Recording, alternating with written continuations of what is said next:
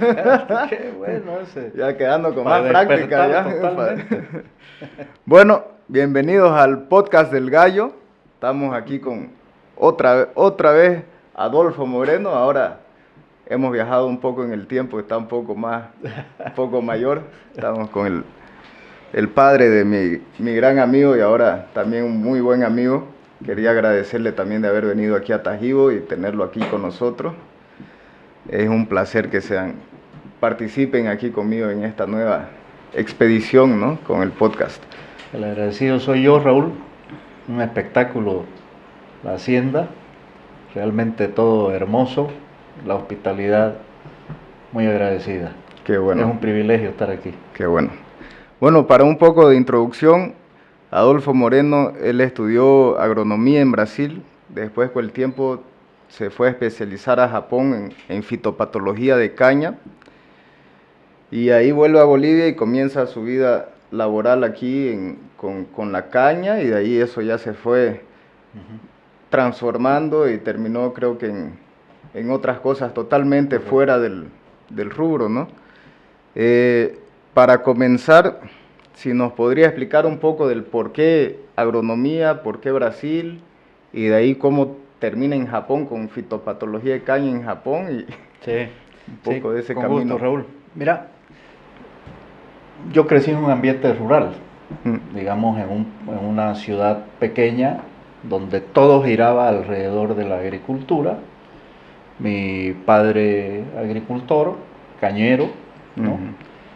Y el mejor colegio de la zona era la escuela Salesiana Muyurina, que es una escuela técnica agropecuaria, donde uno salía formado como técnico agropecuario con especialización en ganadería, al mismo tiempo que salía bachiller. Yo estudié ahí los 5 años de secundarias, los últimos 5 años de secundaria, internado, ¿no? Claro. Los padres salesianos trajeron, digamos, tecnología, trajeron raza, genética, y nos educaron muy bien. Nosotros dormían ahí en el dormíamos ahí de lunes a sábado, volvíamos los domingos a las 9 de la noche al internado. Yo creo que fui un privilegiado de haber estudiado ahí, como muchos otros que llegaron a los más altos cargos en Santa Cruz. Digamos, lo que no hemos tenido ha sido un presidente todavía, pero hemos tenido gobernador, prefectos, presidentes del comité cívico, todos salidos de ahí, digamos, ¿no?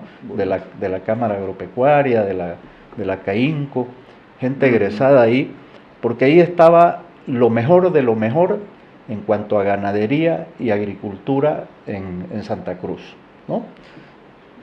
Puedo decir que me eduqué con algo así como 12 profesores europeos, digamos, que te mostraban otra forma de la vida, otra visión, te traían otra visión, y gente con doctorado inclusive, ¿no? Digamos, que eran profesores nuestros, doctorado en genética, como el padre Dante Invernizzi.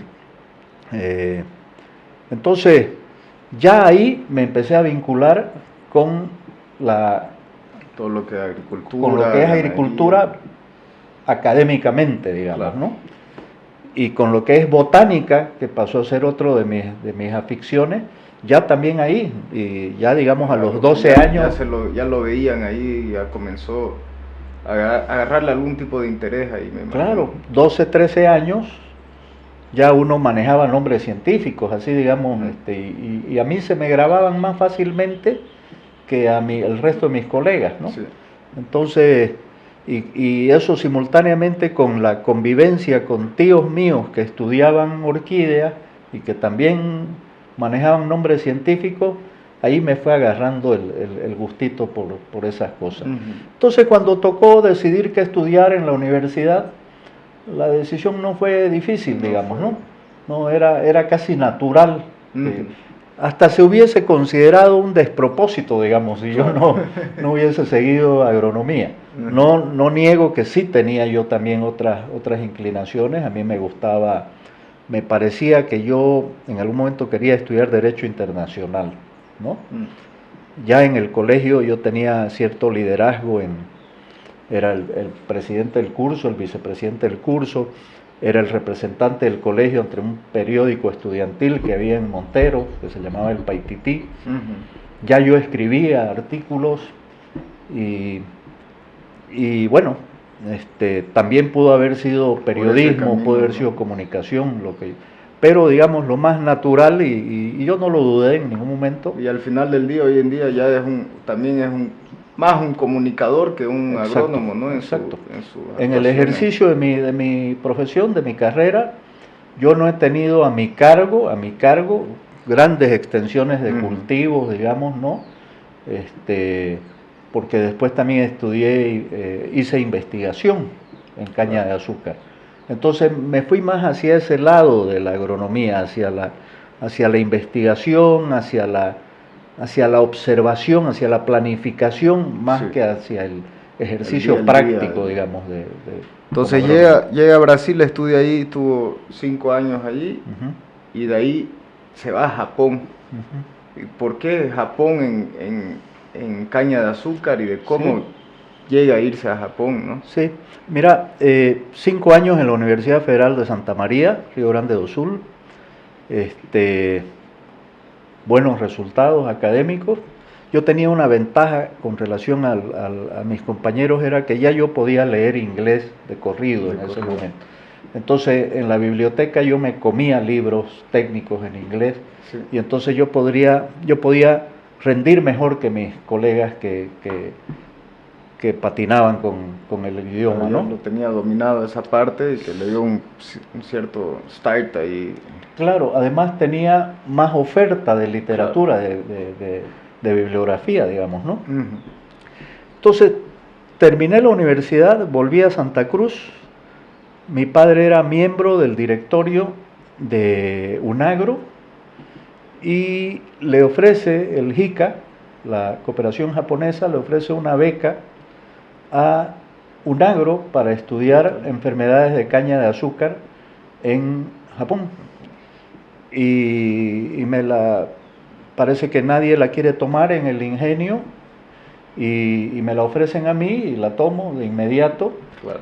Y voy a hacer prácticas, porque en Japón se estudia practicando, se estudia haciendo, digamos, no es tanto académico, comerse libros ni nada. A la estación experimental de Okinawa, hasta a la estación experimental tecnológico ahora. Sí. Y no sé qué mensaje me están mandando, pero no le vamos a dar bola. Los 8000 pasos. Eso no te olvides. Perdón, ahí llega... voy a Okinawa, Japón. ¿Sabes por qué? Hubo la crisis del petróleo en 1973. Y muchos países sufrieron de escasez de ciertos insumos, de ciertos productos. Uno de ellos fue el azúcar. Y entonces Japón decidió seguir subvencionando la industria azucarera que ellos tenían en las islas Ryukyu, que son las islas bien al sur del Japón, donde está Okinawa, ¿no? Había un solo ingenio, la gente joven ya no quería trabajar con caña de azúcar, puro viejitos trabajando de forma artesanal la caña de azúcar, pero subvencionada por el gobierno del Japón para que ellos tengan un mínimo de producción propia y no tengan que depender tanto de las importaciones que podrían sufrir la misma crisis del 73 y ellos quedarse sin tener con qué endulzar su café, ¿no? Entonces ellos mantuvieron ahí la investigación en caña de azúcar en la Estación Experimental Agrícola de Okinawa, y ahí caí yo. ¿Y cuánto tiempo estuvo en 9 Okinawa meses. usted? 9 meses. ¿Y da para arañar algo de japonés ahí? Yo les digo, es mucho más fácil de lo que uno cree, porque no se pronuncia diferente al español, no es que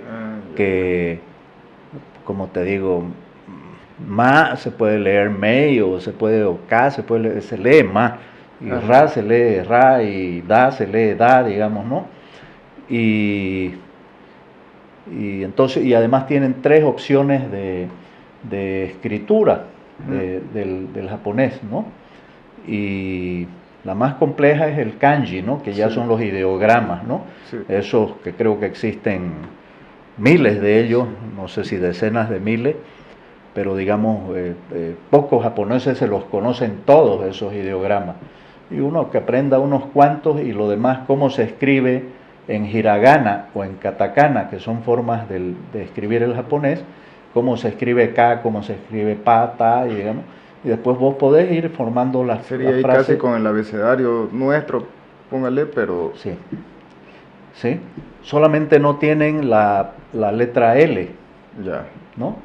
Y las vocales van en un orden distinto. Para nosotros es A, E, I, U, O. Para ellos es A, I, U, E, A, I, U, O, E.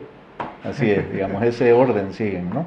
¿Qué tal? Pero es fácil, te digo, nosotros tuvimos, creo que un mes de clases o un mes y medio de clases y bueno, ya podíamos manejarnos fácilmente, sí.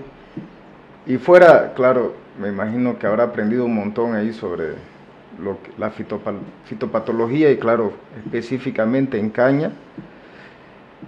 Pero fuera de eso, ¿cuál fue la experiencia que más le ha marcado ahí estando en Japón, ¿no? En esos 9 meses? Algo que quedó marcado y dijo, esto es, que le puede haber cambiado algo en el futuro de su vida, ¿no? Que haya quedado. En cuanto a fitopatología, yo sé que tu pregunta no es exactamente eso. En cuanto a fitopatología, digamos que compartimos con la isla de Okinawa más de la mitad de las enfermedades de caña de azúcar, digamos, son comunes allá. Hay algunas que ellos tienen que no tenemos acá, pero la mayoría, las más importantes, las tenemos en ambas partes. Entonces, la formación allá me sirvió mucho para luego llegar a trabajar, como ya hablaremos acá, en investigación de caña de azúcar. En lo positivo de que me haya marcado la estadía allá, yo creo que es algo que no es que yo no tuviera antes, pero se me reafirmó mucho, que es la disciplina, ¿no? Es decir, el ser cumplido, el ser puntual, el ser ordenado, ¿no? Sí. En el trabajo, pero también me marcaron cosas negativas de mi parte, un provincianismo exagerado de mi parte que me impidió ver cuán útil era la circunstancia para aprender un poco más o mucho más de la cultura japonesa. Yeah. Yo paraba ahí con latinos, casi que mirando con morbo, digamos, como no voy a decir despreciando, pero digamos, prefiriendo estar con latinos que estar con la cultura. Y como usted fue mandado de aquí, de Bolivia, con esa unión con los de Okinawa, todo, también habrían de otros países latinos Sí. que en sus propias colonias ahí. Oye, yo paraba ya con colombianos, venezolanos, mexicanos, peruanos, ¿no? Sí, y no niego que me pasaba muchas horas en el trabajo con los japoneses, pero el resto del tiempo ni siquiera aproveché para conocer mucho la gastronomía japonesa, de la cual ahora soy un fanático que dice cómo no aproveché más en ese tiempo. Hay que volver, pues, casi me vine sin conocer el sushi, digamos, y acá luego se me convirtió en una afición, digamos, mensual, ¿no? Sí. Digamos, la comida japonesa. Sí. De eso es algo de lo que me arrepiento realmente, ¿no? Pero turismo hice mucho. Las islas Ryukyu, Okinawa, son islas tropicales, subtropicales, unas playas bellísimas, un color de agua que no encontrás en el Caribe inclusive, es fantástico, es increíble eso. Solo que la arena es coral molido, digamos, ¿no? Ya. No es esa arena. No es arena, sí, blanquita. Te cortan un poquito. Pero son tan poderosos estos que una isla que íbamos nosotros, que se llamaba Emerald Beach, era arena traída de otro lado. Hicieron toda una playa inmensa con arena trasladada de otro lado. Sí, sí. ¿Qué tal? Pues y ahí sale, vuelve a Bolivia, comienza con la investigación de caña.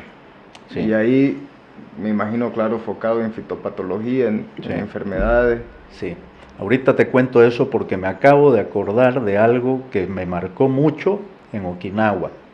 Y es el hecho de que el 40% de la isla principal de Okinawa estaba y está todavía ocupada por bases americanas, ¿no? Ellos, es muy famosa la batalla de Okinawa, ¿no? Y luego quedaron ocupantes de la isla, con unas bases aéreas muy importantes. Todo el tiempo estábamos viendo aviones militares americanos haciendo ejercicios, ¿no? O transportando marines en las calles, ¿no? Cantidades, ¿no? Alborotos en los boliches los fines de semana, volaban sillas y botellas y puñetes por todos lados, con los típicos marines americanos, ¿no? Y algo de resistencia contra ellos, pero más camaradería. Y mucho comercio de cosas usadas de la Marina Americana o de cosas nuevas de la Marina Americana, ropa, mochilas, botas, cosas, bolsones, cosas así. Es increíble, es un atractivo. Es, creo, el principal lugar que el japonés de las islas principales ocupa para irse de vacaciones de verano y de luna de miel, Okinawa. Eso me marcó, digamos, porque llegué a conocer una cultura japonesa muy mezclada, digamos. Hay gente que dice que Okinawa no es Japón, porque, digamos, es muy diferente a la vida en la isla principal, ¿no? Bueno, volví de allá. Eso fue en 1986 que volví en 1987 en febrero y de inmediato empecé a trabajar en el Centro de Investigación y Mejoramiento de la Caña de Azúcar, que pertenecía a los ingenios azucareros y a los productores de caña. Era una estación experimental modelo, un concepto de asociación entre productores de la materia prima y los procesadores de la materia prima para hacer investigación. Ahí no tenían un fitopatólogo, ahí se producían variedades de caña y era importante tener un fitopatólogo, porque cuando vos producís variedades de caña, vos vas descartando en los procesos iniciales de la generación de variedades, de la producción de variedades. En sus fases tempranas vas descartando todo aquello que sea susceptible a determinadas enfermedades, que las inoculás a propósito para ir justamente descartando y no llevando hacia adelante que después no van a resistir, que después no van a funcionar, ¿no? Entonces yo empecé haciendo eso, digamos, empecé a inocular enfermedades en el proceso de producción de variedades, a dar asistencia técnica a los cañeros, ¿no? A visitar propiedades para ver qué problemas habían. Y eso también era un servicio dado por el Centro de Investigación. Sí, un servicio que fue algo que de repente luego motivó que se cierre ese centro, porque no éramos demasiado activos en eso, y los cañeros esperaban mucha más presencia nuestra. Si hubieran estado más presentes de ese lado extensionista, capaz hubiera sido extendido más tiempo el centro. Pero se necesitaba más presupuesto, no podíamos parar nosotros en las propiedades de los cañeros y no nos alcanzaba para la gasolina, o los vehículos estaban ya viejitos, qué sé yo, ¿no? Entonces, pero aún así, tuve la oportunidad de ser quien prevenga sobre la llegada de una enfermedad importante y quien tome las medidas previas a la llegada de esa enfermedad para saber cuánto nos iba a impactar esa enfermedad que efectivamente llegó y fui yo el que la identificó, que se llama la roya marrón de la caña de azúcar. Puccinia melanocéfala es el agente causal. Esa enfermedad llegó a Cuba con los vientos que soplan del África por el Atlántico, que soplan hacia América. Llegó a Cuba, donde tenían una variedad que se llamaba B4362, Barbados. Y ellos tenían el 40% de sus plantaciones con esa variedad. Y esa variedad resultó ser totalmente susceptible a la roya, y entonces los cubanos, que en ese momento eran los principales exportadores de azúcar del mundo, en ese momento ellos exportaban 4 millones de toneladas de azúcar, ¿ya? Y eran los principales. Que 40% de su... 40% de su producción. Ahí empezó el declinio, yo creo, de ellos. Entonces ya la esperábamos cualquier rato, la enfermedad en el resto del Caribe, ¿no? Centroamérica y que vaya, algún momento iba a terminar bajando, ¿no? Entonces ya yo la venía monitoreando, ya llegó a Brasil, llegó a Argentina. Entonces, ¿qué hice yo? Me puse en contacto con centros de investigación de caña de azúcar para mandarle nuestras variedades allá, y pueden hacerlo, que las inoculen y que nos manden los resultados para que uno pueda decir, fulana va a ser susceptible, no la sigan sembrando, ¿no? Hay que buscar sustituta para esa variedad. Y tuve la información a tiempo. Afortunadamente el comportamiento de nuestras variedades en las pruebas que hicieron en la Argentina, la doctora Nilda Vázquez de Ramallo, me acuerdo, es que iban a estar entre moderadamente susceptibles, o sea, no grave, y resistentes, las variedades comerciales que teníamos en campo. Entonces, meses después, visitando las futuras variedades, ya la encontré, la roya, ¿no? Y hicimos toda una campaña de información a los cañeros respecto a que ya teníamos presencia de la enfermedad y que había que tomar tales y tales cuidados, que no, en general no íbamos a sufrir en ese momento por las variedades que teníamos, ¿no? ¿Y usted estuvo cuánto tiempo en el centro de investigación? 5 años. 5 años. Y de ahí se cansaron los financiadores del centro, se cansaron y decidieron cerrarlo. Yo trabajé ahí bajo la dirección del ingeniero Guillermo Kenning Foss, que era destacado investigador en caña de azúcar, que tuvo un paso por la Argentina, por el INTA, Argentina, el INTA es como el Embrapa brasilero, digamos, ¿no?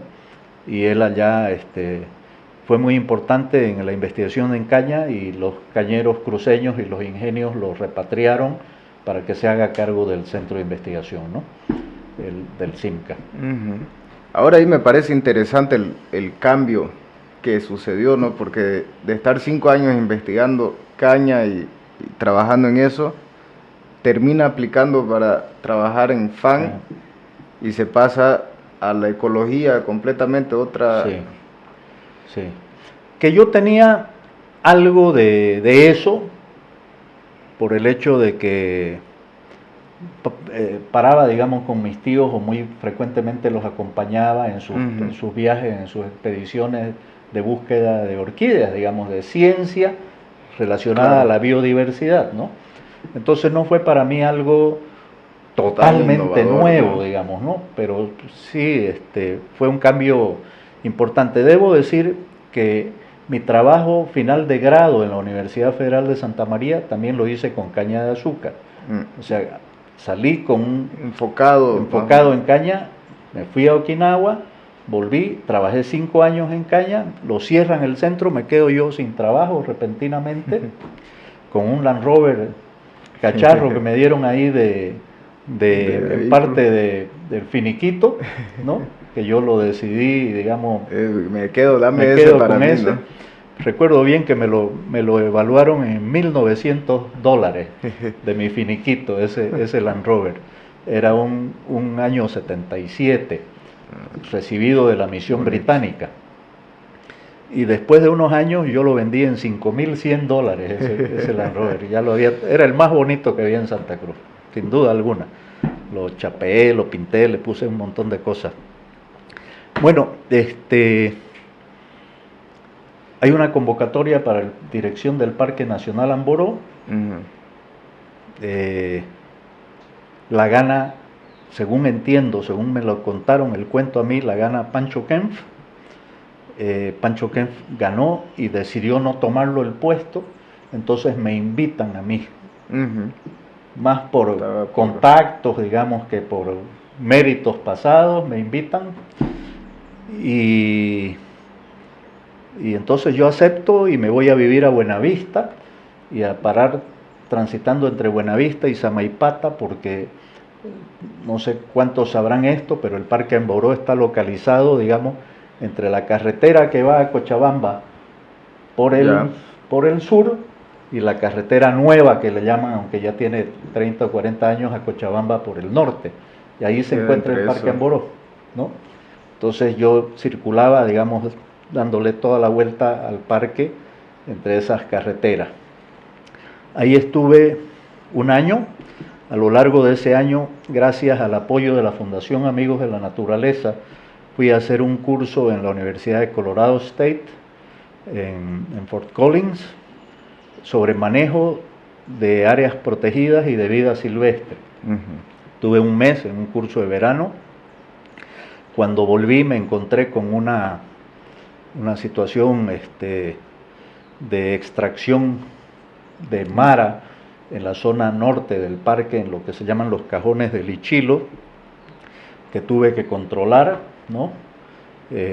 Involucrando gente muy conocida y muy poderosa. Yo tuve que controlarlos. Como resultado de eso, yo estaba cumpliendo con mi deber, eso era lo que correspondía. Como resultado de eso, se despidió mucha gente de la institución pública que tenía que ver con el parque, que era el Centro de Desarrollo Forestal. Yo era un empleado del Centro de Desarrollo Forestal y bueno, pues yo denuncié la situación, les decomisé la madera, los saqué, digamos. Y hoy en día sigue siendo muy común estos robos de madera a todos lados. Solo que ahora es más pirata, digamos, es más de pequeños productores, no de grandes empresas madereras, como fue en ese momento que yo me tuve que enfrentar a esa situación, ¿no? Entonces eso hizo que después de un año ahí, FAN, que era Fundación Amigos de la Naturaleza, que aprovecho para hacer un pequeño chiste, porque como FAN tenía aviones y tenía pista propia en el kilómetro 7 a La Guardia, solíamos decir que no era Fundación Amigos de la Naturaleza, FAN, sino Fuerza Aérea de la Naturaleza, ¿no? Me invitan a ser parte del equipo técnico de ellos. Un piloto de la Fuerza Aérea de la Naturaleza. Yo les dije eso, ¿no? O de piloto o nada, les dije de entrada, ¿no? Y en ese tiempo también ayudábamos al Parque Nacional Noel Kempf Mercado. De hecho, ya yo estando ahí, el gobierno en esos tiempos era el gobierno de Sánchez de Lozada, la viceministra, no me acuerdo qué era, o Secretaría de Medio Ambiente o de Vida Silvestre, de Biodiversidad, era la hija de Gonzalo Sánchez de Lozada, Alejandra Sánchez de Lozada. Hacen una licitación pública para coadministración de las áreas protegidas Amboró y Noel Kempf. FAN se presenta a esas licitaciones y las ganamos ambas. Y entonces nos convertimos en coadministradores durante 5 años de las 2 áreas protegidas, ¿no? Interesante. Recuerdo nítidamente el día que se vencía el plazo para llevar a La Paz las propuestas para postular a ser los coadministradores. Habíamos trabajado hasta la madrugada, terminando de redactar, terminando de imprimir y de engrampar todo. y estábamos allá en el kilómetro 7 de la carretera La Guardia, y no íbamos a llegar a Virubiru para tomar el vuelo comercial para ir a La Paz, donde a las 10 de la mañana teníamos que entregar las propuestas, porque si no, no... Se acaba el plazo. Se acababa el plazo. Nos fuimos en avión de la Fuerza Aérea de la Naturaleza, del kilómetro 7 a Virubiru, a tomar el vuelo comercial, porque si nos íbamos por vehículo no llegábamos a tiempo, porque todavía estábamos terminando de cerrar los paquetes, digamos, ¿no? Así que tuvo esa épica, digamos, el proceso de ganarnos la administración. Y al habernos ganado la administración, asumimos una responsabilidad financiera enorme y diseñamos, entre otras cosas, el proyecto de acción climática Noel Kempff Mercado, que en su momento fue el proyecto de cambio climático más grande del mundo, más grande en extensión y en cantidad de toneladas de gases de efecto invernadero que se evitó que se emitan por lo que se llamaba deforestación evitada, avoided deforestation se llamaba en ese tiempo. Y eso fue demarcando nuevas áreas como para el parque, digamos. Que fue ampliando el parque. El parque es básicamente una meseta, la meseta de Caparú, que se extiende hacia Brasil, en el estado de Rondônia, en Brasil, y en Brasil se llama Ricardo Franco, Serranía Ricardo Franco. Yeah. El parque era la parte boliviana de la meseta, más una línea imaginaria, figúrate vos, una línea imaginaria que estaba a 10 kilómetros de distancia del farallón de la meseta, ¿ya? Y acá habían concesiones forestales, concesiones madereras, y acá unos ríos, el río Paraguá, el río Tarbo, y por acá el río Itenes o Guaporé, que se llama en Brasil, ¿no? Y el río Verde. Entonces, estas concesiones madereras, vecinas al parque, tenían que conocer la línea imaginaria, ¿no? Y entonces se hacían los que no la conocían todo el tiempo, y todo el tiempo estaban entrando al parque a sacar madera, ¿no? Y eso era algo que, bueno... debe ser muy difícil igual de controlar eso, ¿no? Porque claro, es una extensión grandísima en medio del monte, es complicado. Entonces nosotros quisimos expandir el parque, ampliarlo el parque hasta los límites naturales, digamos, el río Paraguay y el río Tarbo, ¿no? Casi que duplicamos el área del parque, pero lo pudimos hacer gracias a ese proyecto de acción climática Noel Kempff, porque encontramos, nosotros trabajamos muy de cerca con un organismo americano de conservación que se llama The Nature Conservancy, ¿okay? Y ellos identificaron a 3 empresas americanas dispuestas a poner dinero para adjudicarse parte de lo que signifique en créditos de carbono o en certificado de reducción de emisiones por el hecho de que no se deforeste, no se siga sacando madera de ese área de ampliación. Las empresas americanas eran American Electric Power de Ohio, con sede en Columbus, la otra era British Petroleum America y la otra era Pacific Corp. Y ellas pusieron $15 millones que nos permitieron a nosotros persuadir a los concesionarios madereros que se salgan del área antes de lo que se suponía que tenían el deber de salirse, el plazo, digo, ¿no? Ellos se salieron, nosotros los indemnizamos por el lucro cesante, digamos, por lo que dejaron de ganar por salirse antes de tiempo, y pasamos a ser vecinos de comunidades que estaban al otro lado del río Paraguay. Entonces creamos programas también para convivir con esas comunidades, ¿no? Apoyándolas para que no necesiten tampoco ellas sacar recursos del parque. Reforzamos el programa de control y vigilancia del parque, hicimos varios campamentos, ¿no? Mejoramos las capacidades turísticas del parque, la investigación científica también en el parque, y hicimos un fondo de fideicomiso, un fondo fiduciario para que nos rinda, que con los intereses de ese fondo depositados en un determinado banco pudiéramos mantener parte de los costos del parque, ¿no? Y luego también le dimos parte del dinero al propio gobierno nacional para que tenga los recursos para verificar lo que nosotros hacíamos en el parque, ¿no? Entonces fue un proyecto exitoso bajo ese punto de vista, pero esos eran tiempos previos al protocolo de Kioto de cambio climático todavía. Todavía no había, digamos que no había progresado mucho el tema de cómo se mide que efectivamente no estén habiendo emisiones de gases de efecto invernadero en un área natural, cómo se mide deforestación evitada, qué sé yo. Entonces no fue aceptado y las empresas esas no recibieron ni un centavo, digamos, en créditos de carbono, ¿no?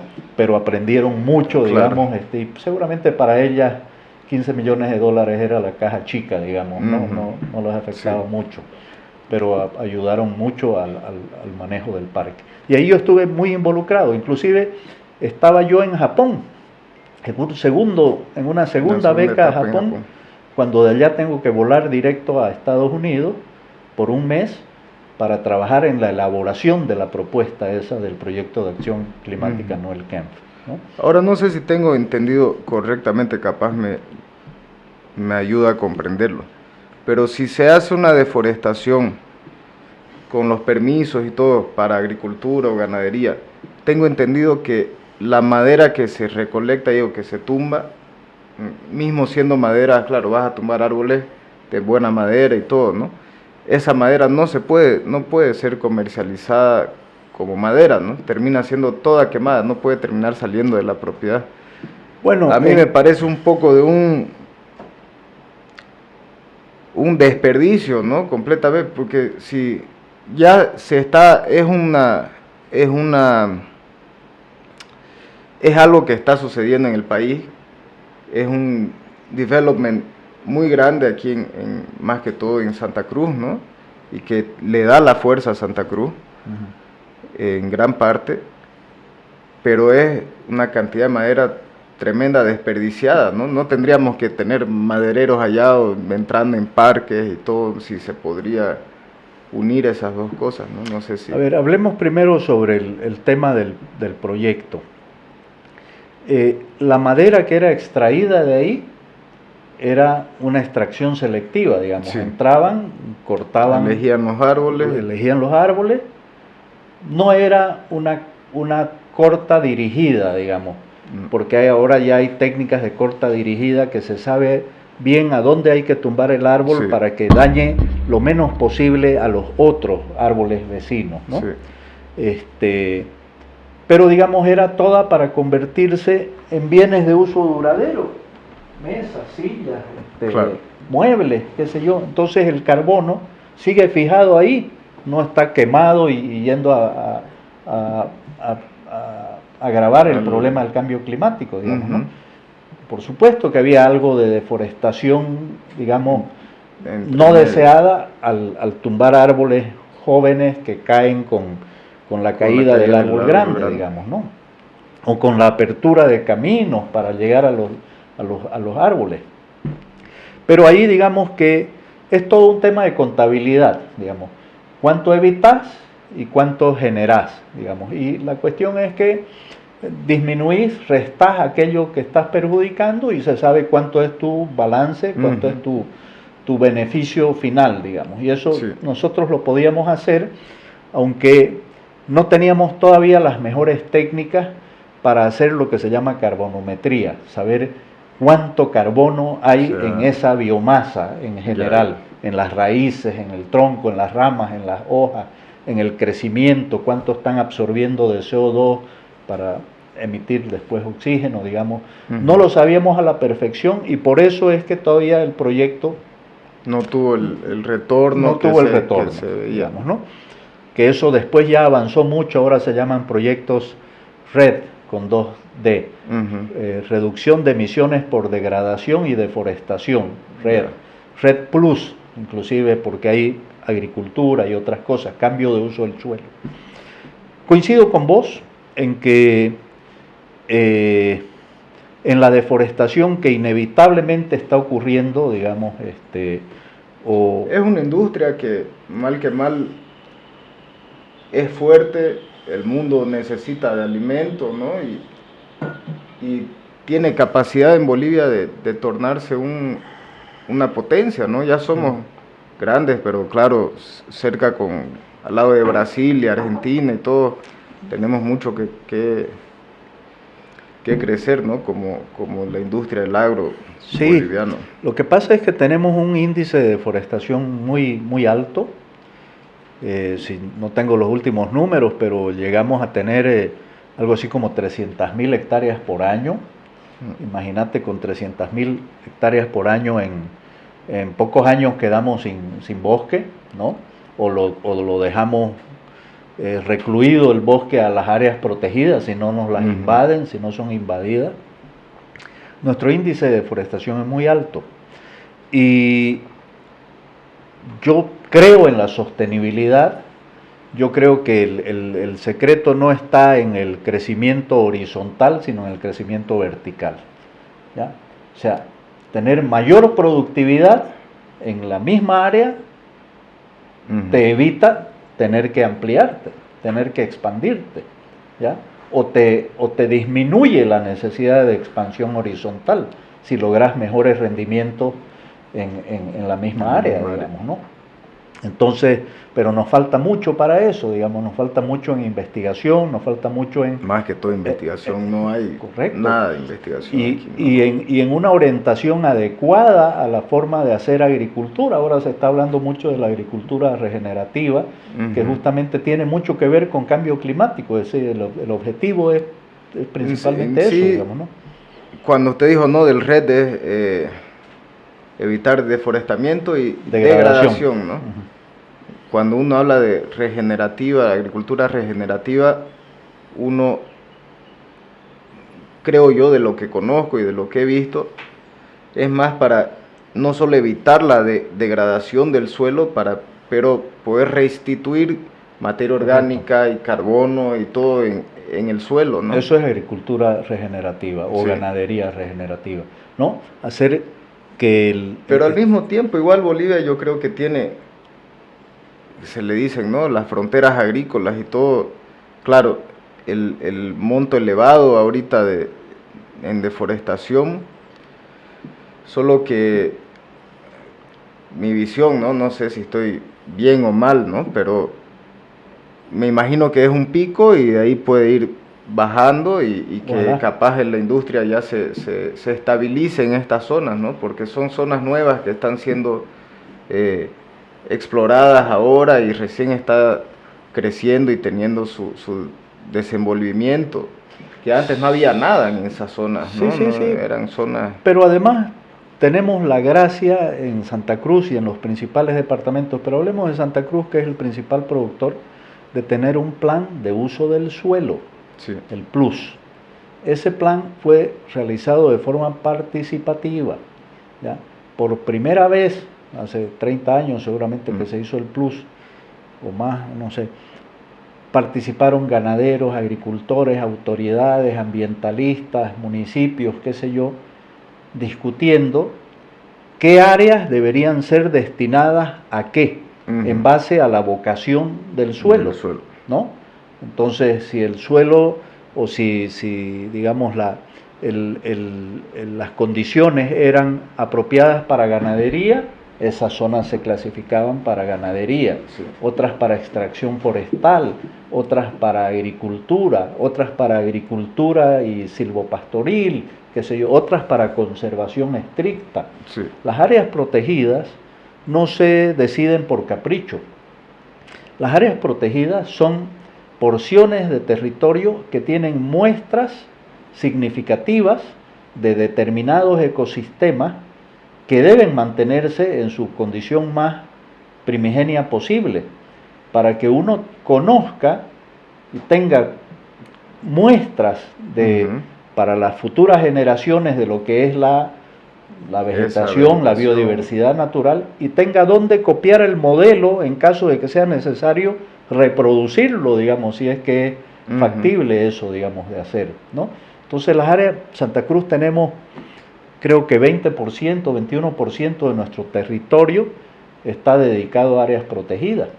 ¿Por qué? Porque tenemos la bendición de que tenemos ecosistemas distintos, tenemos Pantanal, tenemos Chaco, tenemos Amazonía, tenemos bosque boliviano tucumano, ¿no? Tenemos yunga, tenemos bosque chiquitano, ¿no? Digamos, Santa Cruz es así y tiene que tener muestras representativas de cada uno de esos ecosistemas, ¿no? Y entonces, y las otras áreas están destinadas a extracción forestal, agricultura, ganadería, que seguramente eso hay que actualizarlo en algún momento también, ¿no? Pero digamos, ya tenemos una base, además es ley nacional el plus, ¿no? Entonces, si nos manejáramos respetando eso, ya estaríamos mejor, digamos, en cuanto a conservación de biodiversidad y habríamos evitado deforestación de una manera más técnica, más ordenada y más acordada con todos los actores, además, ¿no? En su momento. Direccionada, ¿no? Y sin perder, también he visto muchas que van y deforestan, pero no respetan los márgenes. Aquí hay una cañada, por ejemplo, y terminan entrando y lo tumban todo, y después esa zona no es una zona muy productiva, pues se llena de agua, y el agua, hay erosión de agua y todo, pero si uno respetara ciertos límites y ciertas cosas, puede tener rindes mucho mayores y al mismo tiempo conservando áreas, ¿no?, que tienen que ser conservadas. Pero, ¿no?, es que en esas áreas es donde se producen los servicios ambientales que son útiles para el hombre y para su propia agricultura, donde se regenera la humedad, o donde se manejan los vientos, o donde se refugian los polinizadores que después van a ir a hacer productivo tu chaco, tu cultivo, digamos, ¿no? Entonces, la palabra clave es equilibrio. En todo, en la vida, la palabra clave es equilibrio, ¿no? Y se puede, áreas para una cosa, otras áreas para otra cosa, moderadamente, ¿no? Racionalmente. Eso es sostenibilidad, justamente, ¿no? Económica, social, ecológica, institucional, ¿no? Y ahí, estuvo con FAN, de ahí sé que pasó a la WWF. Sí, estuve 10 años en FAN. En FAN fui, ya no me acuerdo el nombre del cargo, pero digamos, fui fui subdirector ejecutivo y terminé siendo durante 3 años director ejecutivo. En mi tiempo se creó el Departamento de Ciencias de FAN.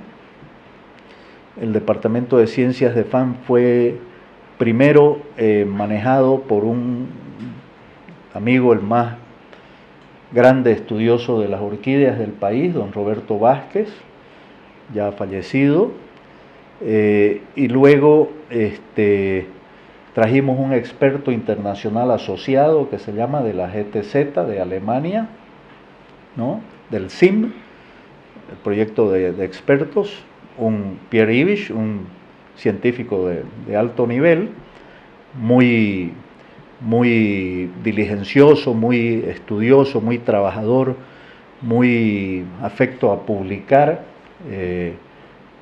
trabajos científicos. Él creó el programa de padrinos de la biodiversidad. Entonces nuestro departamento de ciencias salía al campo a estudiar los bosques y encontraba especies nuevas, ¿no? Y encontraba especies nuevas. ¿Se hacían expediciones rutinarias así, o era como que algo más? Había algo programado, pero también estaba ampliamente, digamos, relacionado al hecho de que este encargado alemán del departamento empezó a atraer otros estudiosos alemanes que venían a hacer sus estudios de doctorado, ¿no?, o maestría, qué sé yo, doctorado principalmente, y era gente ávida de conocer los bosques, y entonces con recursos propios o de la institución estaban en el campo y encontraban pues novedades, ¿no? Encontraban especies que resultaban ser nuevas de plantas, de animales, ¿no? Sí, ¿era más focado a las orquídeas o no había ningún foco en específico? Uno entraba y iba catalogando y pillaba las diferencias, Así o sea, es. esto es algo nuevo. De hecho, se encontraron especies nuevas de bromelias, de orquídeas. Se trabaja mucho también con anfibios y reptiles, digamos, ¿no? Y bueno, se encontraron varias especies que con ese programa de padrinos de la conservación lograron financiamiento para hacer más salidas al bosque a seguir estudiando. Había gente que estaba dispuesta a pagar un determinado monto con tal de que la especie sea dedicada en su honor o en honor de alguien a quienes ellos quisieran homenajear, ¿no? Y entonces pagaban ese monto, recibían, se publicaba la especie con el nombre de la... Recuerdo, por ejemplo, que una especie se le dedicó a Gorbachov, ¿no? Hubo una persona o una empresa que dijo, yo quiero homenajear a Gorbachov por qué se llama, sus razones de ellos por mismos, las razones que fue el de la perestroika, el último con el que convivió, digamos, hasta donde existió la Unión Soviética, ¿no? ¿Serían esas las razones? No lo sabemos, no era un tema que nos importara a nosotros. Entonces él dijo, el que quiso homenajear a Gorbachov, pongo un tanto de dinero, y luego ese dinero se utilizaba para hacer más expediciones, para premiar a la persona en específico que había descubierto la especie, entre otras cosas. Y ahí me dedicaron a mí una especie de orquídea sin que... Ahí yo no tuve que pagar, digamos, pero fue, digamos, una especie de agradecimiento que me hicieron los colegas del Departamento de Ciencias el día que yo decidí dejar FAN para pasarme a WWF como director de conservación ya en un organismo internacional, ¿no? Me sorprendieron, hicieron un churrasco el día para despedirme y me aparecieron con un tremendo cuadro así, donde estaba la especie nueva y que la habían publicado en mi honor. La especie es Adolfo Morenoy. Correcto. Adolfo Morenoy. Es una orquídea que el género es Epidendrum y la especie le pusieron Adolfo Morenoy para diferenciarme de otras especies que ya habían sido descubiertas por mis tíos antes, mis tíos Tata y Papi.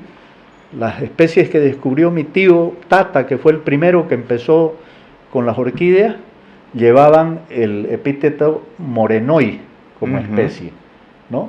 Entonces, si el Epidendrum que me dedicaron a mí se llamaba también Morenoy, podría parecer que era en homenaje a la misma persona de los Morenoy. Sí. Las especies descubiertas por mi tío Papi, que se llama Oscar, eran o Morenoy, Oscar Morenoy.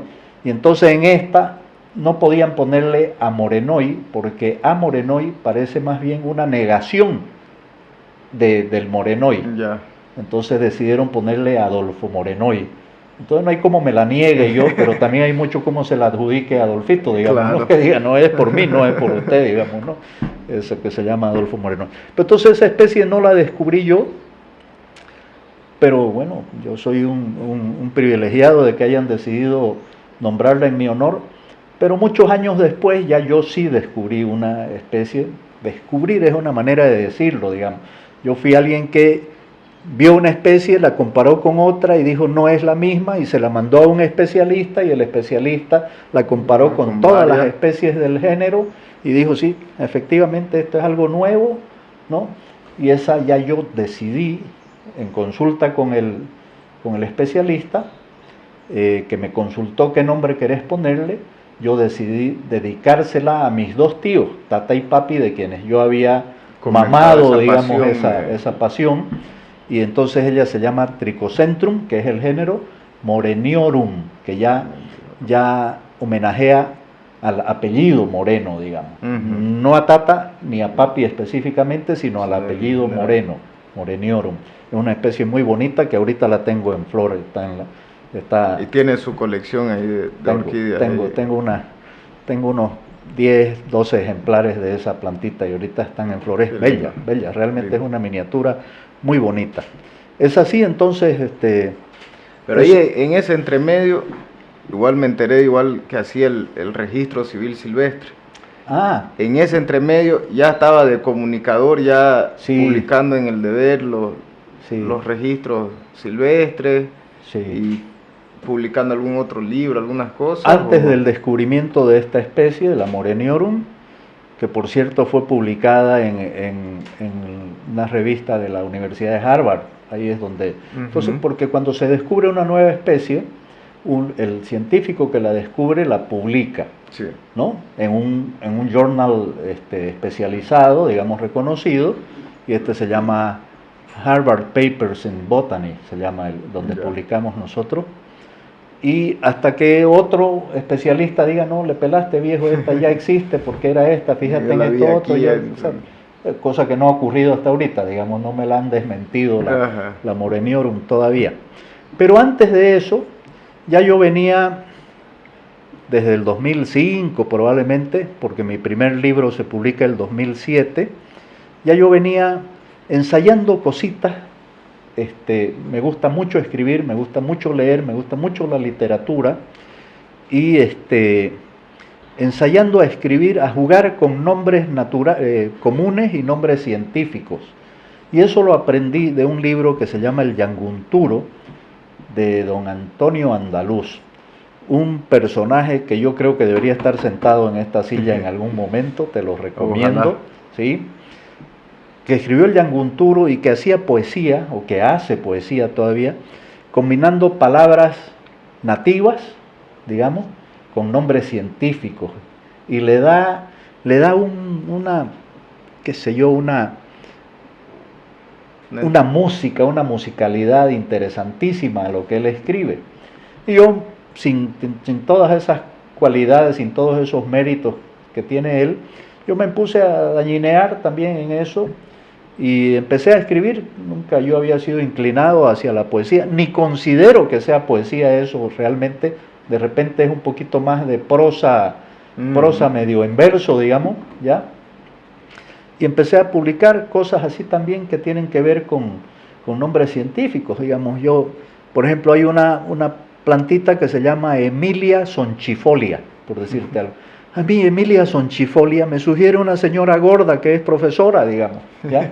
Y no una plantita así que se llama pincel sí. de estudiante, digamos, ¿no? El nombre común, ¿ya?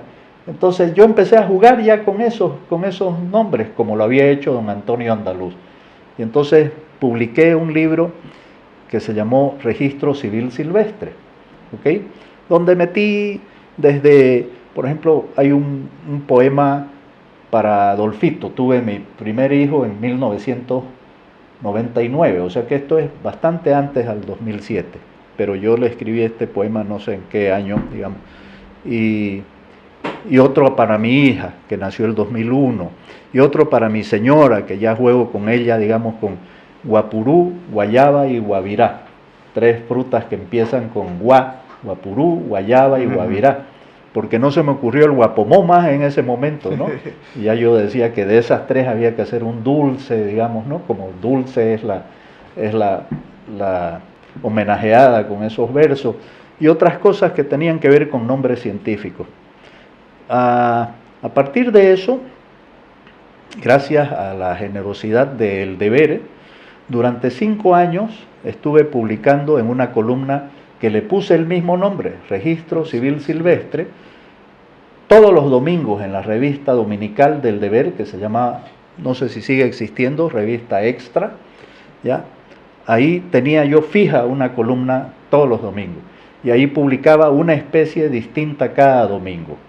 Pero yo no, mi objetivo era desacartonar la ciencia, yo siempre lo llamo así, que es rígida, que es estricta, que es aburrida, ¿no? O sea, así es el peciolo, así son los pétalos, así es, qué sé yo, ¿no?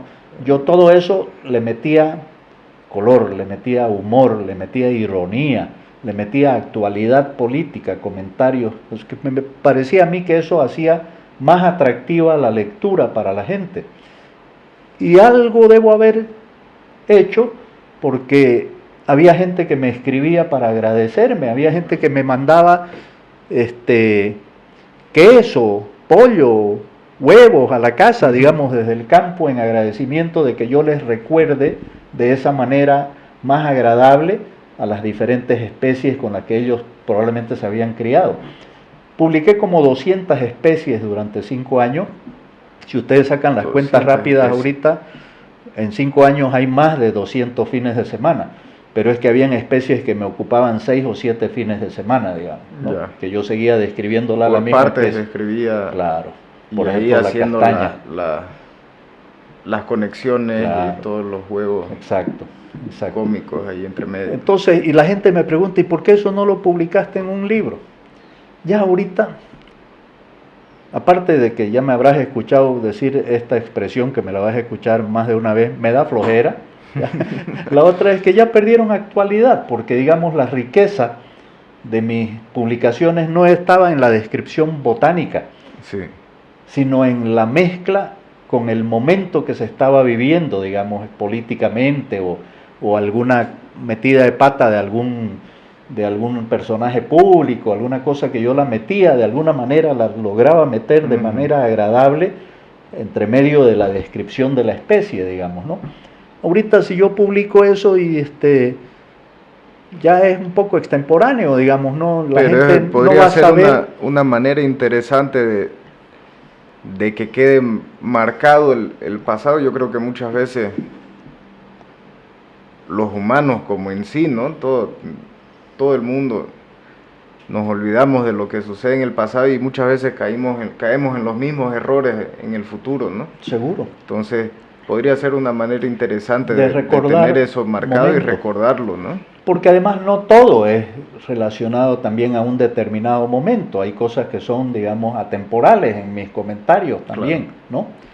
Pero es más flojera y es más nuevos proyectos, digamos, que tengo, porque seguí escribiendo después de publicar Registro Civil Silvestre. Publiqué crónicas y cuentos del campo cruceño, El Establo.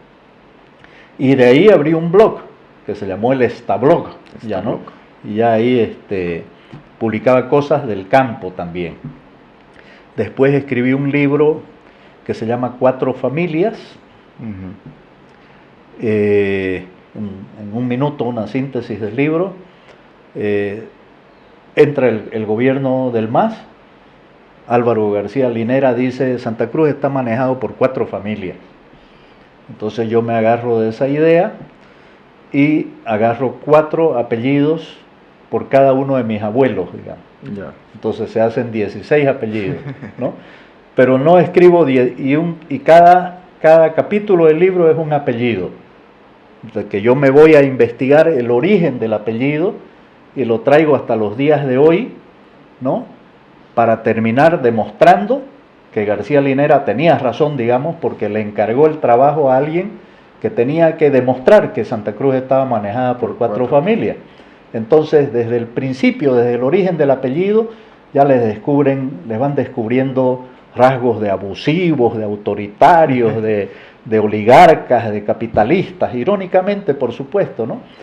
Y al final el investigador se termina ya acobardando de ese esfuerzo de demostrar que todos los apellidos de esos 16 terminan en lo mismo, en siendo mala gente, que se vuelca en contra de García Linera, o del que habló de las 4 familias, y le termina dando palo, digamos, al final.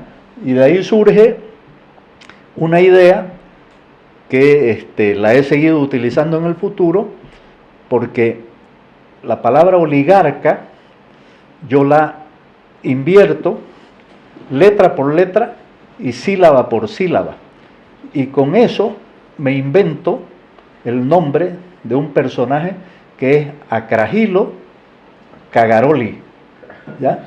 Cagaroli, oligarca. Ajá. Y Acragilo es oligarca de atrás para adelante. Entonces creo el personaje Acragilo Cagaroli para reivindicar que soy un oligarca yesca, pero oligarca, digamos, ¿ya? Y con eso ya empiezo a hacer más literatura con Acragilo Cagaroli. Y publico el siguiente libro, bueno, el siguiente no, porque el siguiente es uno donde reúno, te voy a regalar una colección de mis 4 o 5 libritos,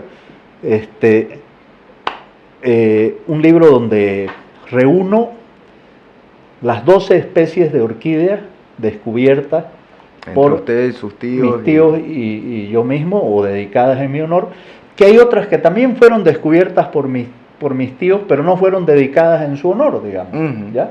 Ahí hay una historia bien concreta con Oncidium Stacy, que la descubrió un tío, que vinieron unos americanos a buscar especies en Bolivia, le prometieron que si aparecía alguna especie nueva se la dedicarían en su honor. Aparecieron varias especies nuevas, le dedicaron en su honor, y de otro amigo de mi tío Tata, Ñato Gutiérrez, le dedicaron las miniaturas que descubrieron, pero la espectacular nueva que descubrieron, que se las mostró mi tío y que les regaló ejemplares a ellos, se la llevaron y la nombraron en honor de uno de los americanos que vino, y el americano que los trajo se enojó mucho con eso, y luego creó clones de esa planta y les puso nombres despectivos hacia el hombre que había robado, digamos, el derecho de darle la identidad de mi tío a esa especie. Mi tío no le dio pelota nunca a eso, porque él nunca hizo investigación para que le pongan su nombre, digamos, claro, ni nada por el estilo. Pero este americano que trajo al que usurpó, digamos, la identidad, se enojó mucho, y cuando tuvo más individuos de las plantas que mi tío les había regalado, en esos tiempos no había el CITES todavía, se podían sacar plantas del país sin problema, no habían los tratados de extinción de especies, etc.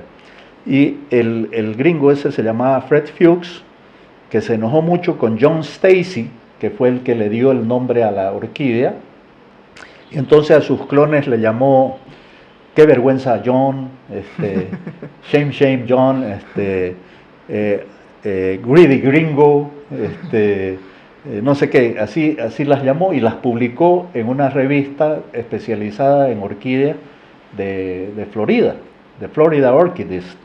Sabía que ese Stacy vivía en Florida y dijo, aquí lo va a leer sí o sí, ¿no? Vamos a publicarlo ahí. Claro, claro. Y después ocurrió que muchos años después, permitime por favor un par de minutos para que te cuente esta parte del cuento que es muy interesante. Una periodista americana que publica en The New Yorker, una revista importante de Estados Unidos, ella escribió un libro que se llama El ladrón de orquídeas. ¿Ok? ¿Y en qué basó su libro? Ella investigó, ella entrevistó a mucha gente que tuviera que ver con orquídeas, porque quería demostrar cómo la pasión sobre las orquídeas despierta los sentimientos más feos en algunas personas, ¿no? Es conocido que desde la época victoriana, donde venían expediciones mandadas por millonarios europeos a conocer el nuevo mundo y a ver orquídeas, a descubrir orquídeas, ahí fue cuando se descubrieron las catleyas, que son las reinas de las orquídeas, por ejemplo. Habían algunos que llegaban acá y llegaba otro, y ¿dónde la pillaste esa orquídea? Y le decía, para allá, para ese lado, y era para este lado que la había encontrado, digamos, ¿no? Porque querían tener querían mantener ese secreto, casi claro, un tesoro, ¿no? Hay un género de orquídeas que se llama A. Y el tipo que le puso ese nombre al género era para asegurar de que sus orquídeas estuvieran siempre de primeras en las listas. ¿Quién le va a ganar a una AA, digamos, ¿no? ¿Ya? Entonces, las orquídeas despiertan esas pasiones, y esta periodista, Susan Orlean, hizo un libro conociendo mucha gente y entrevistando para saber de las orquídeas, y entrevistó a Fred Fuchs, a ese señor que se había enojado mucho con John Stacy y que había dado esos nombres. A Fred Fuchs Jr., al hijo, porque pasó mucho tiempo. Y un día de esos, mi primo me aparece con arrancada una hoja de una revista de avión, y me dice, mira esta síntesis sobre este libro, y fíjate esos nombres que aparecen ahí. Y ahí aparece el Greedy Gringo y el Shame Shame John y no sé qué más, qué vergüenza Juan y demás. Pero ahí dice que ese episodio ocurrió con un campesino en Brasil. No, le digo yo, eso no es así. Casualmente en esos días viajo yo a Europa. Casualmente en esos días hago uno de los viajes de trabajo que tuve que hacer a Europa y voy y me compro el libro.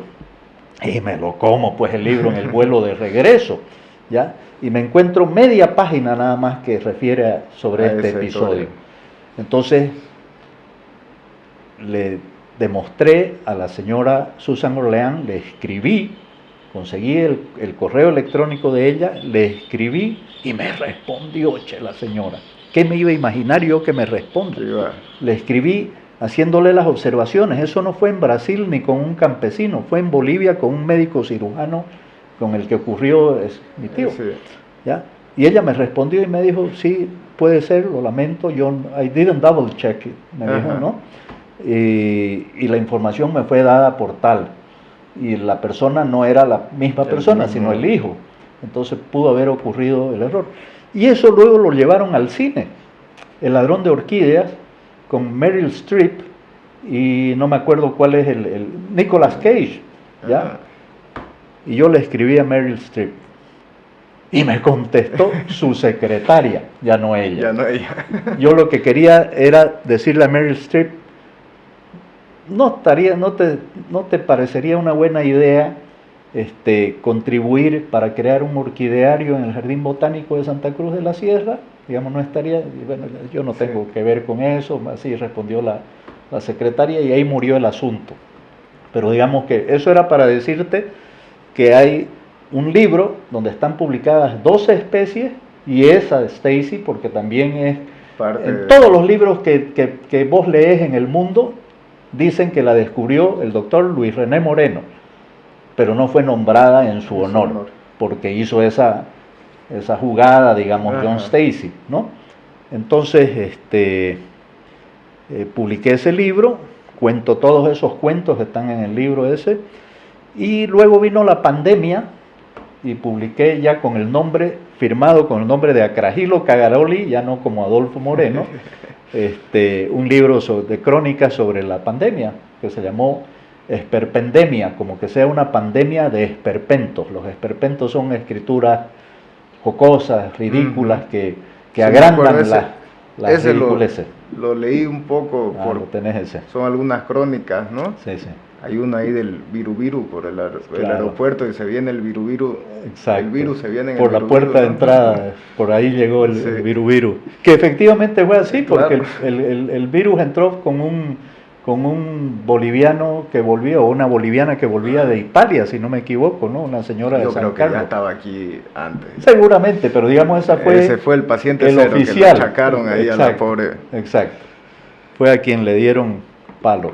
Y hoy en día, ¿cómo sigue? No sé si tiene el conocimiento y todo, pero sigue habiendo esas expediciones para clasificar nuevas especies. Sigue mucho menos, y te digo por qué. Ya no te podés mover con facilidad por los bosques del país, porque te encontrás con campesinos o con gente que dice que yo soy dueña y aquí no entra nadie que tenga la piel clara, ¿ya? O porque hay narcotraficantes en el bosque. Entonces uno no... Mucho más peligroso, ¿no? Y no estamos viviendo la misma fiebre de investigación científica que tuvimos en esos tiempos de FAN, digamos, ¿no? Y este país todavía tiene muchas especies por descubrir. Yo, que no soy un gran experto, descubrí una nueva especie, ¿ya? Sí. Entonces imagínate cómo podrán hacer expertos, cuántas podrán descubrir, ¿no? En el país. Y no necesariamente tiene claro, las orquídeas es más algo, puede ser algo más botánico para un jardín, cosas así, son hermosas, ¿no? Pero puede haber muchos otros usos, ¿no? Tanto en la agricultura, especies que, bueno, capaz estén clasificadas, pero encontrar alguna leguminosa que se pueda utilizar como cobertura o como abono verde, que esté adaptada a la zona y que esté adaptada a la región, eso es, no tenés que traer una especie de Brasil o de África mismo y pasar 15 años intentando... Has dado en el clavo, Raúl. El objetivo de la investigación es eso, es encontrar especies que se puedan domesticar o pueden ser útiles para para la alimentación, para la ornamentación, para el abrigo, para el techado de casas, qué sé yo, para infraestructura, para la medicina. Sí, hay mucho en la hasta medicina, hace ¿no? 20 años o 25 años, el 40% de las prescripciones en Estados Unidos era de medicamentos que habían tenido origen en alguna planta, ¿no? La aspirina viene... Cloroquinina, la quinina, la quinina, ¿no? La cinchona, ¿no? El género cinchona, ¿no? Sí. Y la aspirina, que es el ácido acetil salicílico, viene de una especie que es Salix, y por eso salicílico, que son los Salix babilónica, que es el sauce llorón, ¿no?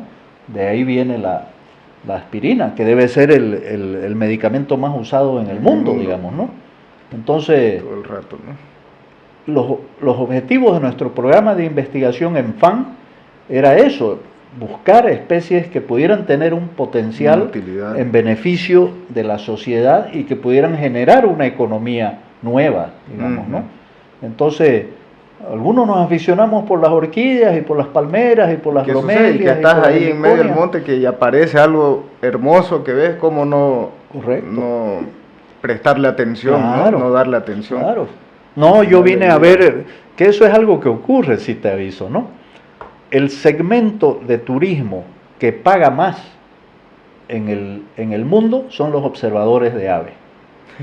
Y los observadores de aves son tan locos con el tema que puede pasar un jaguar blanco a su lado, no le dan bola porque están mirando al picaflor fulano con el cual van a agregar el nombre a su lista, porque de lo que se trata, disculpame, ahí y van chequeándolo.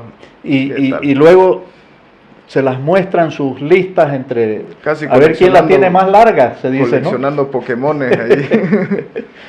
a ver quién tiene más larga la lista de aves, ¿no? La lista. Sí, entonces esos son locos, digamos, pero no es el caso de la mayoría, que si está buscando, digamos, plantas medicinales y ve una orquídea que no conoce, no va a decir, no, yo vine aquí a buscar medicinales, no vine a buscar ornamentales, entonces la dejo, y por ahí es una especie nueva, ¿no? Claro. Como también esa misma orquídea puede ser que tenga principios medicinales también, digamos, ¿no? Sí. Entonces ha decaído mucho la parte de investigación en el país. No dejan de hacerla los museos de historia natural, ¿no? No deja de hacerla del Museo de Historia Noel Kempff Mercado, pero estoy seguro que si uno va y habla con ellos, ellos te van a decir, ahora da más miedo salir al campo, porque hay violencia en el campo, hay eso de proteger algo que es mío y solo es mío. Sin embargo, cuando esos que dicen esto es mío vienen a otras áreas, ellos hacen lo que les da la gana en estas otras áreas, digamos, ¿no? Sí. Y hay el hecho también de que por proteger lo que es mío, en realidad lo que están es escondiendo qué es lo que está ocurriendo adentro, digamos. Claro. El Chapare debe ser una de las zonas donde más especies de orquídeas existen. Los bosques de yungas en La Paz, la diferencia de gradientes hace que hayan diferentes pisos altitudinales y diferentes variedades. Proliferan ahí, digamos, ¿no? Alguna que aquí crece más arriba no va a ya no crece abajo. 500 metros más abajo, digamos, ¿no? Porque no hay la misma humedad, porque no hay la misma temperatura, qué sé yo, ¿no? Pero ya no podés ir ahí, porque te encontrás con hostilidad de parte de quienes viven ahí, ¿ya? Que creen que eso es otro país, es un feudo, y no te dejan entrar, y son violentos, y en realidad lo que están es escondiendo otros negocios que seguramente están ocurriendo ahí, ¿no? Sí. Entonces ha disminuido mucho eso por esa razón, ¿no? Yo mismo que me salía solito, ¿no? Antes algunas veces que no pillaba quien me acompañe, ahora me da más miedo. O sea, ¿qué consejos daría usted a alguien que le gustaría comenzar a clasificar, mismo con las dificultades que hay hoy en día, digamos, ¿no? Pero le gustaría organizar una exploración y salir a una expedición, mejor dicho, y salir y clasificar nuevas especies? ¿qué información de fondo necesitaría él estudiar para tener en mente y poder ver una planta y decir, bueno, esto capaz es algo nuevo, ¿no? ¿Y dónde tendría que mandar la información? ¿Cómo funciona ese mundo, ¿no? Normalmente no va a ser alguien que no tiene una mínima formación la que va a salir con ganas de encontrar especies nuevas, digamos. Es gente que está metida en el tema, digamos, ¿no? Y que conoce la bibliografía, conoce literatura, tiene contactos, ¿no? Ellos saben y los biólogos nuevos también aprenden a lo largo de la carrera, de que este país todavía tiene mucho potencial de especies nuevas. A ver, en términos generales, se estima que para el caso de las orquídeas, ellas son un 10% de la flora general del país. Es bastante. Para Bolivia se estima que hay 20.000 especies de plantas superiores. Plantas superiores son aquellas ya que producen flor y fruto, no los helechos arborescentes, no las plantas, digamos, que convivían con los dinosaurios, ¿no?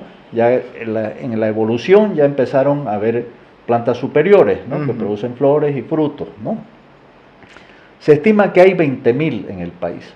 Entonces se estimaría que hay 2.000 especies de orquídeas. Y hasta ahorita tenemos registradas 1.300 y pico. O sea, puede ser que hayan todavía 200, 300, 500 especies por descubrir. O muchísimo más, ¿no? Porque también es una estimativa, ¿no? Y capaz uno puede ser más, puede ser menos, digamos, pero está por ahí, vamos. 100 casi con seguridad. Entonces, ¿qué le digo yo a los que entran a este mundo? Vayan con entusiasmo, porque es muy probable que si ese es su objetivo, ustedes encuentren una especie nueva, y no solamente de orquídeas, ¿no? En general, digamos, ¿no? Entonces, pero no vayan solos, vayan bien acompañados, lleven los permisos necesarios, ¿no? Porque no es cualquiera que puede entrar al monte a sacar una especie y decir, yo soy un estudioso, no, se tiene que demostrar de que es parte de un programa formal y oficial de estudios, digamos, ¿no? Y eso sería con el museo. Con el museo, que es la autoridad científica departamental, ¿no?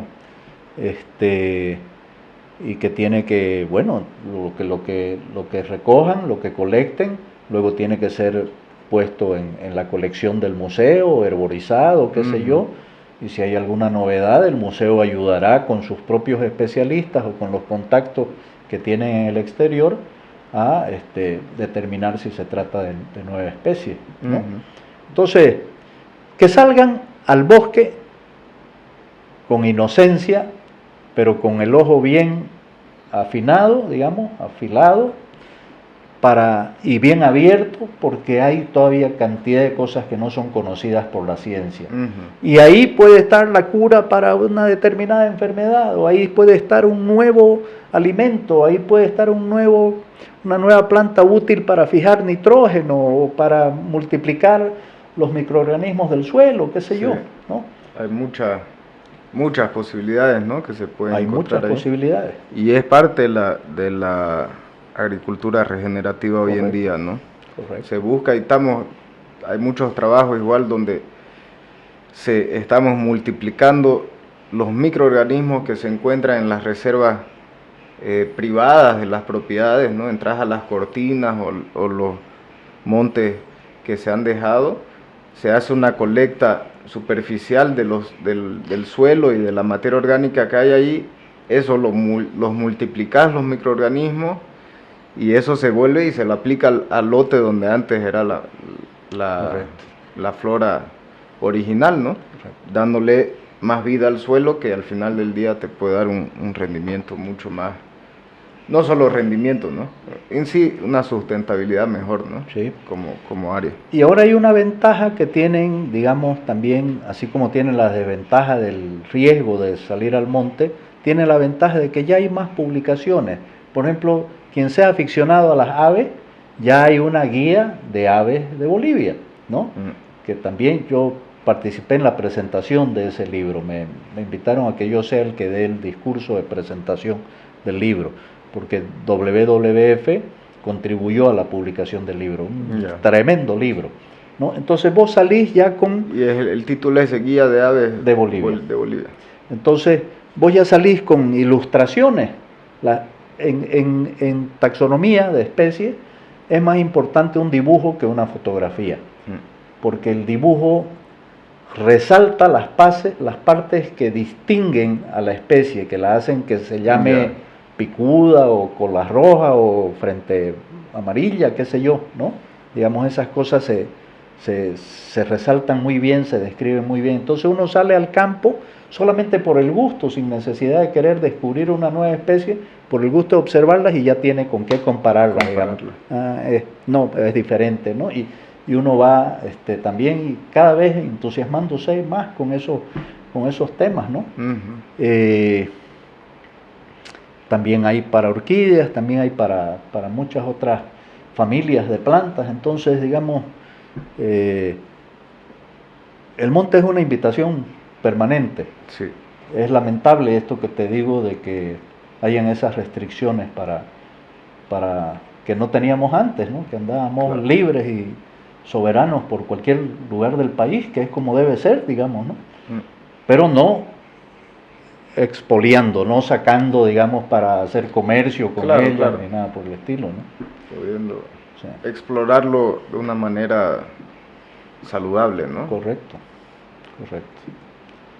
Bueno, estamos ya 1 hora y media aquí sentados hablando. Yo creo que, bueno, tenemos charla para mucho tiempo más, ¿no?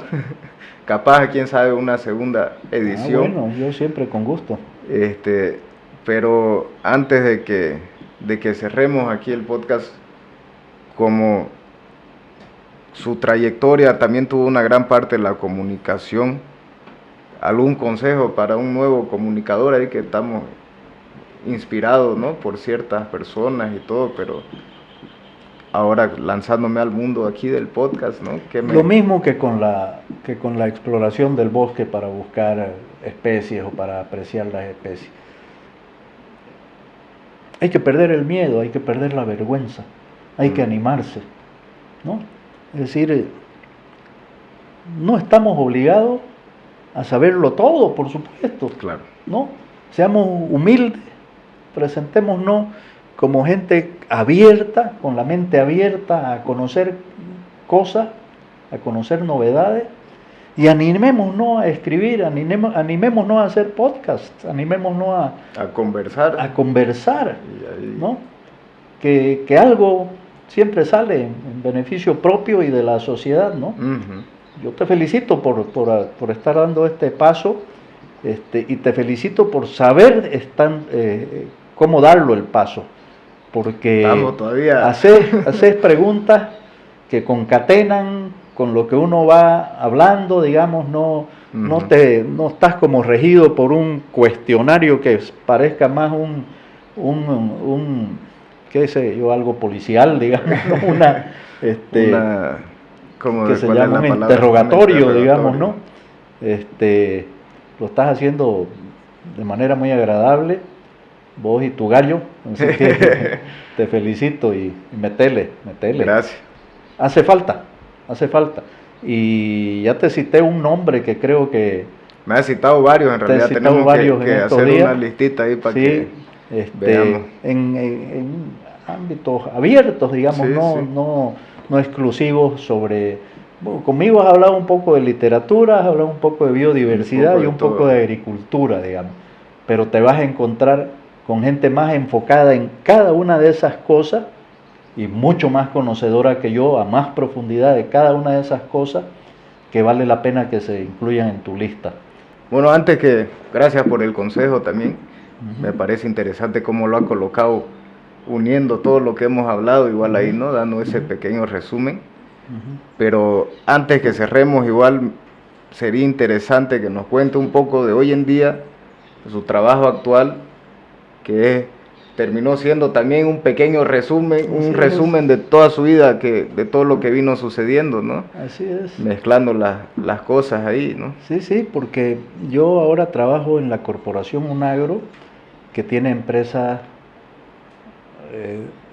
cañera, tiene un ingenio que produce azúcar, que produce etanol, que produce energía eléctrica. La corporación tiene empresas agrícolas de grano, tiene empresas castañeras en la Amazonía boliviana y en la peruana. Entonces, mi formación en caña está, digamos, recuperada, volvió a florecer. Hace casi 15 años que estoy en la corporación. Y en el tema castaña, estoy trayendo también muchas de mis experiencias en conservación de biodiversidad, inclusive volviéndome a relacionar con WWF, donde trabajé 9 años y pico, gracias a una asistencia técnica de WWF Holanda, por intermedio de WWF Bolivia. Hemos hecho cosas en nuestras empresas castañeras. Con un financiamiento de ellos hemos, por ejemplo, medido la huella de carbono de nuestra empresa castañera en Riberalta. ¿Ya? La huella de carbono. ¿Cuánto emitimos de gases de efecto invernadero por cada unidad funcional de nuestro producto, que es una caja de 20 kilos? ¿No? Ya sabemos cuánto se nos va por transporte de la materia prima, por procesamiento, por almacenamiento, por despacho del producto terminado a los puertos. Ya sabemos cuál es la huella de carbono que nos deja cada 20 kilos. Y la castaña que sacan es lo que le dicen el Brazilian nut. Correcto. No, sería en español no sabría el nombre de la castaña. ¿Tiene algún nombre específico? Le llamamos castaña, le llaman almendra también, ¿no? Pero debo aprovechar la oportunidad para aclarar que ella clasifica comercialmente, internacionalmente, entre las nueces y los frutos secos. Sí. Pero técnicamente no es una nuez, que es otro de los juegos de palabras que yo hago, digamos. No es una nuez, digamos, ¿no? Ella es un coco que tiene semillas adentro, que tienen una cascarita de esas semillas. Cada nuez que uno se consume, ya pelada, es la semilla. ¿Ya? Y de hecho, lo interesante es que el coco cae en la temporada de lluvias y viene rebotando entre las ramas y las hojas, porque son árboles gigantes, sí. Llegan a medir 50, 60 metros, ¿no? Y es un coco así grande, grueso, pesado, puede llegar a pesar 1 kilo, normalmente 700, 750 gramos, y eso si te cae encima te mata, ¿no? Entonces los recolectores de la castaña no entran hasta que ha pasado la temporada de caída del fruto. Ellos entran a recolectarlo del suelo, parten el coco con el machete, sacan las semillas, la echan a la bolsa y la transportan las bolsas para empezar su proceso de secado en payoles allá en el campo mismo, que son esterados de palos, digamos, sí. ¿No? Y que pueda circular aire por abajo y que los va secando hasta que las trasladan a las plantas procesadoras que están en Cobija o en Riberalta. Las nuestras están en Riberalta. Pero el que puede, hay una especie de animal que puede abrir el coco, porque él cae intacto, no se rompe, cae además en una alfombra de hojas bien mullida, ¿no? Y viene el hochi calucha, sí. Con sus poderosos dientes y abre, ¿no? Saca semillas para comer, ¿no? Y otras las guarda para comerlas más tarde, digamos, y las olvida, no tiene buena memoria el hochi, y de ahí se regenera una nueva planta, ¿no? Entonces, con ellos, con WWF, hemos hecho la medición de la huella de carbono, hemos hecho 2 programas de monitoreo de biodiversidad con cámaras trampa, hemos colocado decenas de cámaras trampa en las barracas nuestras, o sea, ya tenemos imágenes. ¿Le podrían contar al hochi dónde enterró las nueces que le podríamos contar también al consumidor ¿Cuál fue el hochi, digamos? ¿Cuál fue el hochi que la escondió? Que la escondió por ahí. Podríamos ponerle nombres a los hochis, hemos visto muchos jaguares, muchos pumas, tigres o león americanos, ¿no? Hemos visto guasos, antas, monos, aves, ¿no? Cantidades, ya tenemos imágenes, que nuestra idea es colocarlas en QRs, en las bolsas en las que vendemos, digamos, para que el consumidor en Europa, en Oceanía, en Japón, donde sea, vea que está contribuyendo a una producción sostenible, porque estas no son plantaciones, son árboles silvestres que se encuentran en el monte, sembrados por un hochi 300 o 400 o 500 años atrás, digamos, ¿no? Y que recogemos anualmente y procesamos, beneficiamos, embolsamos y exportamos. Y entonces para nosotros es un honor, digamos, hacer de esa manera, contribuir a la conservación de la biodiversidad y del bosque. Porque si vos dejás solamente los árboles castañeros y lo demás lo deforestás, ese árbol castañero no va a producir, ¿no? Sí. Y es en ese bosque amazónico, Raúl, donde se regeneran las lluvias, que luego los ríos aéreos, que se llaman, conducen las lluvias hasta la cuenca del Plata, hasta esta zona de Brasil, Bolivia, Paraguay, Uruguay, Argentina, donde se produce más del 60% del PIB agrícola del continente sudamericano, gracias a esas lluvias que vienen de por allá. Entonces la conservación de la Amazonía es un beneficio para la agricultura y la ganadería en la cuenca del Plata, ¿ya? Entonces, con el apoyo de WWF hemos, reitero, medido huella de carbono, hemos hecho 2 programas de monitoreo de biodiversidad, hemos investigado sobre mercados para la castaña en el mercado en Europa, mercados que la eligen por su contenido de selenio, pero además por toda su narrativa con relación a conservación de biodiversidad, sostenibilidad social, económica, qué sé yo. Estamos todavía en proceso, ya terminando el mejoramiento de nuestros equipos para utilizar la cáscara de la castaña para generar energía eléctrica. Entonces, con la misma cáscara de la castaña, vamos a... Ahí sale un poco de su experiencia ahí con la caña, ¿no? Que terminan extrayendo el azúcar, pero utilizan el bagazo para generar energía eléctrica, claro. Entonces, lo mismo vamos a hacer en las castañeras, ¿no? Para generar toda la energía que necesitamos en nuestra planta, que consumen los aires acondicionados, los diferentes motores, qué sé yo, ¿no? Y hay una más. Hicimos también un mapeo de actores con apoyo de WWF. No porque no conozcamos al mundo con el que nos movemos, sino porque nunca los habíamos mapeado sistemáticamente, siguiendo una metodología aceptada internacionalmente. Entonces, volví yo a la caña y a la biodiversidad. También la parte de comunicación, ¿no? Toda su parte de escribir y de estar comunicándose, ¿no? con las personas en general, también tiene involucración en ese sector, ¿no? En su trabajo hoy en día. Sí. Digamos que eso se ha dado de manera natural, ¿no?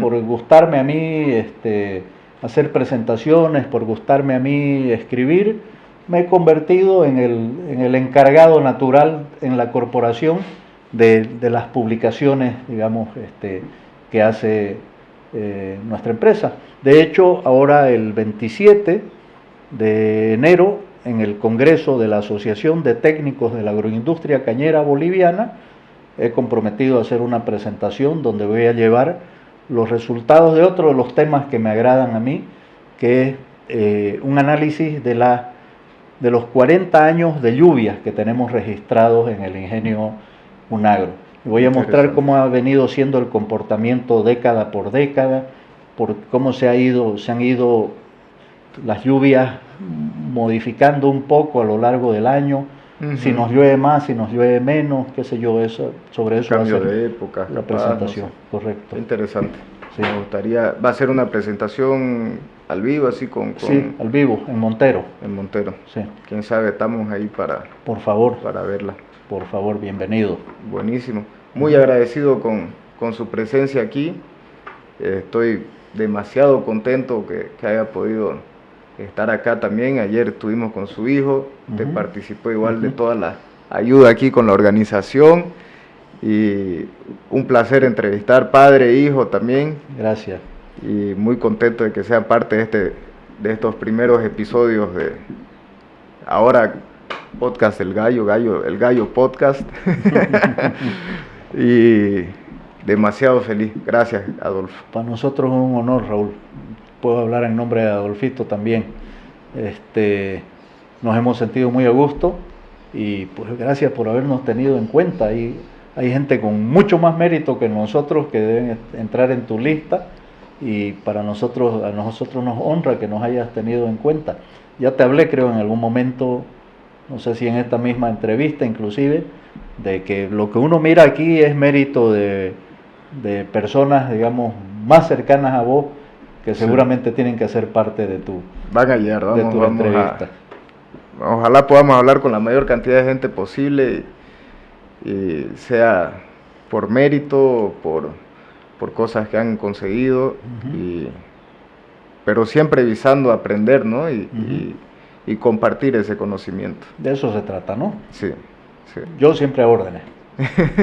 Un placer, ojalá tengamos un segundo episodio. Meta. Bueno, gracias, Adolfo. Gracias a vos.